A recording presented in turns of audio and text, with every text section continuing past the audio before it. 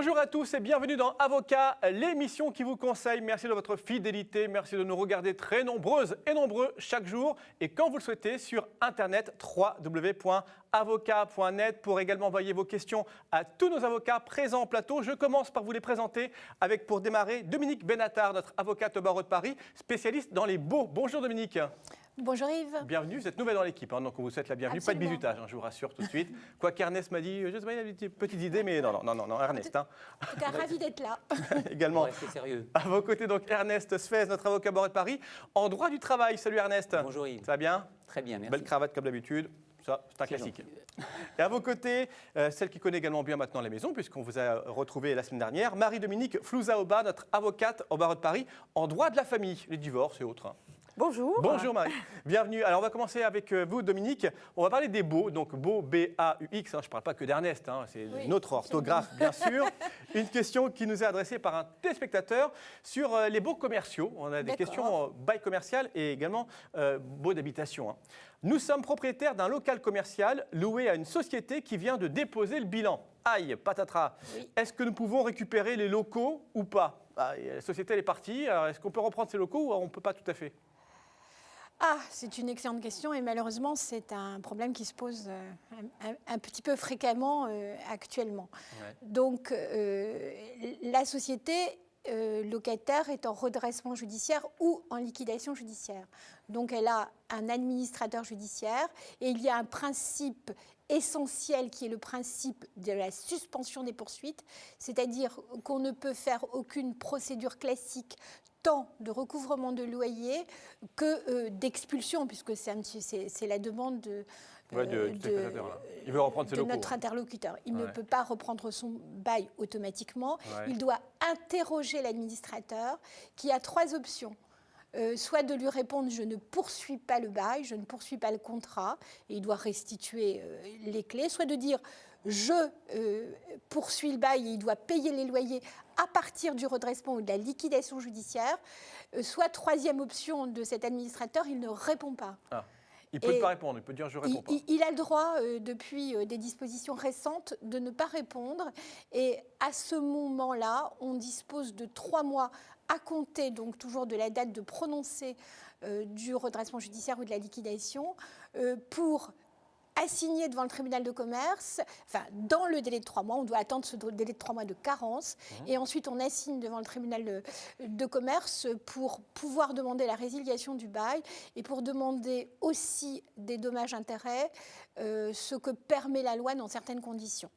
Voilà, dans ce contexte difficile, ce qu'il faut faire, et c'est une procédure à faire effectivement avec un avocat. Oui, parce que c'est vrai que c'est une bonne question, parce qu'on peut imaginer que puisque le locataire a déposé le bilan, bon, on dit, bah, je peux reprendre mon bail, on va reprendre le je vais reprendre, il local, n'y a pas de problème. ce qui- Mais ce n'est pas si simple, il faut passer par l'administrateur, et c'est vrai qu'on ne peut Et pas au faire ce qu'on veut. contraire, et même au contraire, puisque l'administrateur a la possibilité d'abord de ne pas payer le loyer pendant ce délai de carence, et a la possibilité, le souhait la plupart du temps, de tenter de céder le droit au bail ou le fonds de commerce. Et c'est pour essayer d'avoir un petit peu d'argent pour l'actif de la liquidation judiciaire. Et c'est ça la difficulté. Pendant ce temps-là, le grand perdant de ce type de procédure, c'est le propriétaire bailleur. Il est souvent perdant. Dans toutes les matières dont on parle, et quand on parle de propriétaire, il est perdant. C'est vrai que ce n'est pas une bonne nouvelle finalement quand son locataire dépose le bilan, d'abord parce qu'il ne peut peut-être pas payer les loyers, Non, mais en tout à plus, fait. même pour le faire partir, c'est finalement un peu compliqué, parfois Et même on plus est, long. tout à fait. Et on est finalement content, même quand on ne peut pas percevoir les loyers. Puis cette suspension des poursuites vous oblige à déclarer la créance pour les loyers antérieurs. Ouais. Et en général, les loyers postérieurs, mais ils sont perdus. Et le propriétaire, il finit par être ravi de récupérer simplement ses locaux. C'est ça, et tant pis pour l'arriéré.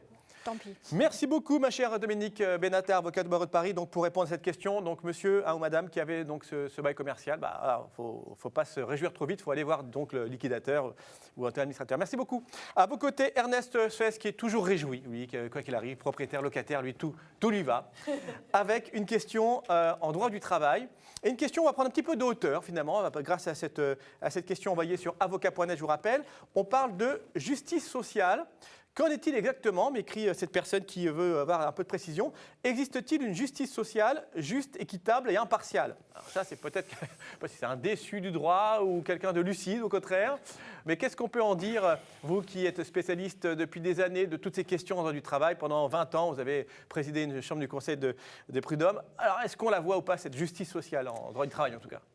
Ben, c'est une question intéressante, mais qu'est-ce que c'est que la justice sociale? Je pense que pour le téléspectateur, c'est essentiellement la question de savoir comment fonctionne le Conseil des prud'hommes.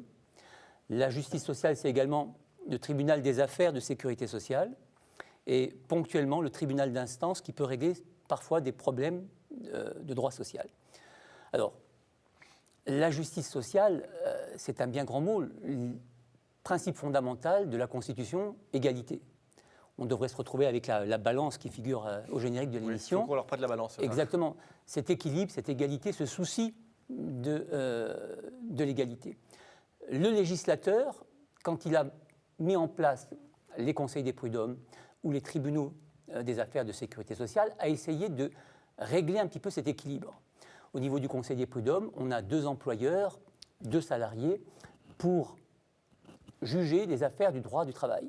Au niveau du tribunal des affaires de sécurité sociale, on a 2 assesseurs, un employeur, un salarié, qui assistent le juge professionnel.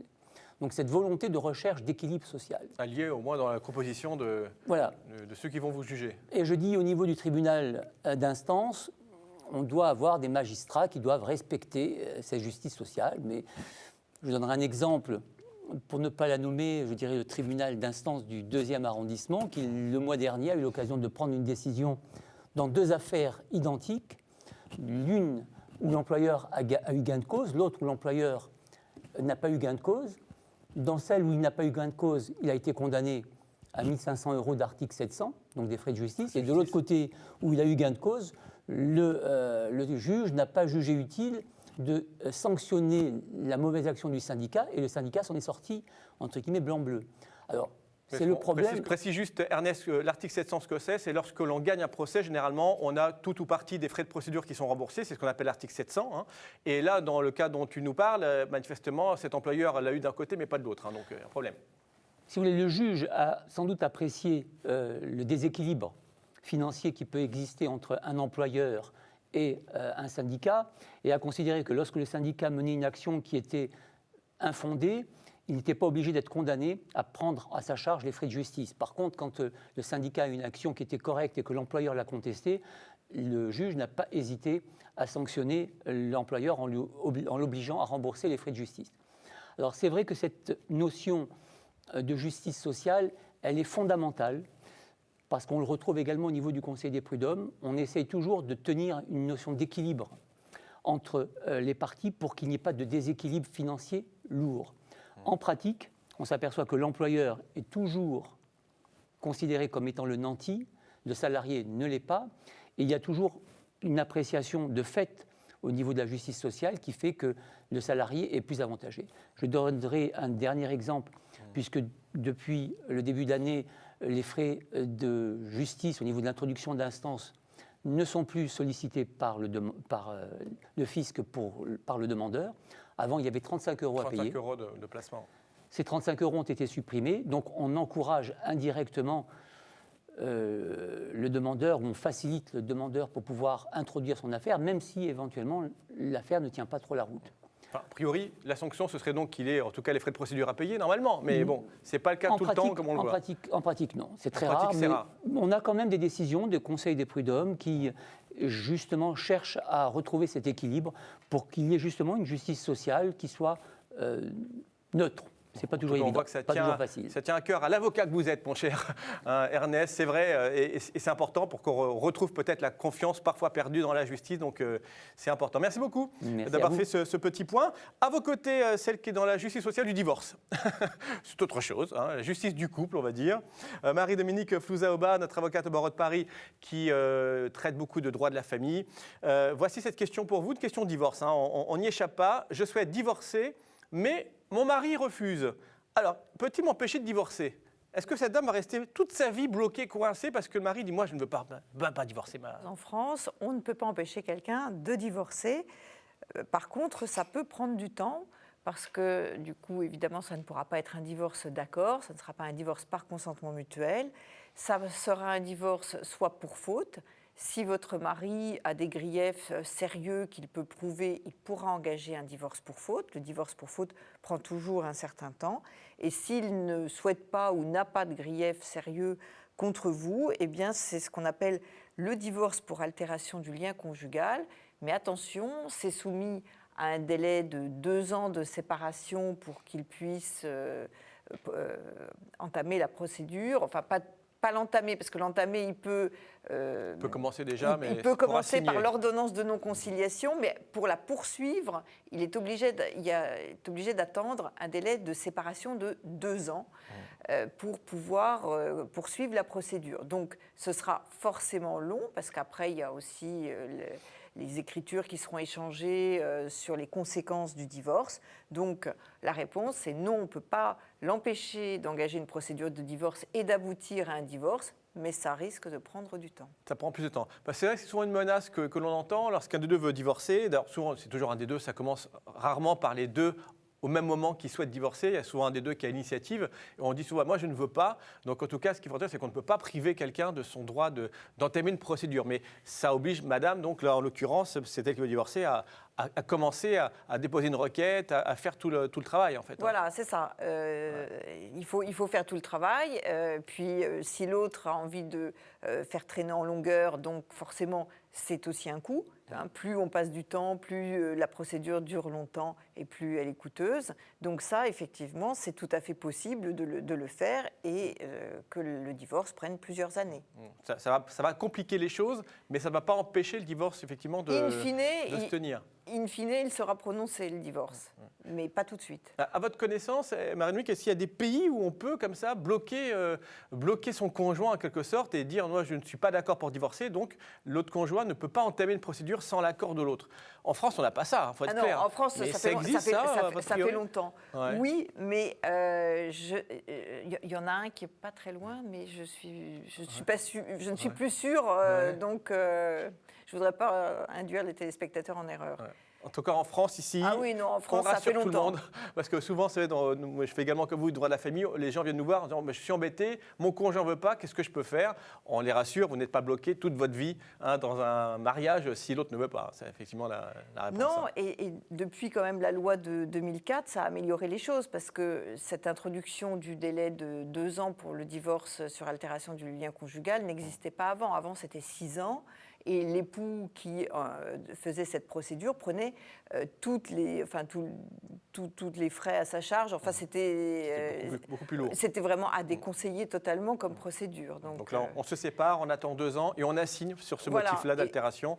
Donc, on sait qu'au bout de 3 ans et qu'encore une procédure après l'assignation, à peu près, on est divorcé, même si l'autre ne veut pas du tout. Oui. En gros. Merci beaucoup en tout cas, Marie-Dominique Flouza-Aubat. Donc bonne nouvelle pour cette téléspectatrice qui peut divorcer même si son conjoint ne veut pas et vice-versa évidemment. Ça marche dans les deux sens. Merci infiniment à vous trois, Maître Benatar, Sfez et Flouza-Aubat pour la réponse précise à vos questions. Si vous avez d'autres questions à poser à nos avocats, ils sont là pour y répondre dans tous les domaines du droit. Il n'y a aucun problème, on a des avocats dans toutes les matières, je crois, ici maintenant dans l'émission Avocat. www.avocat.net. Posez votre question et revoyez quand vous le souhaitez également les émissions sur le replay. À très bientôt pour un nouvel épisode d'Avocat.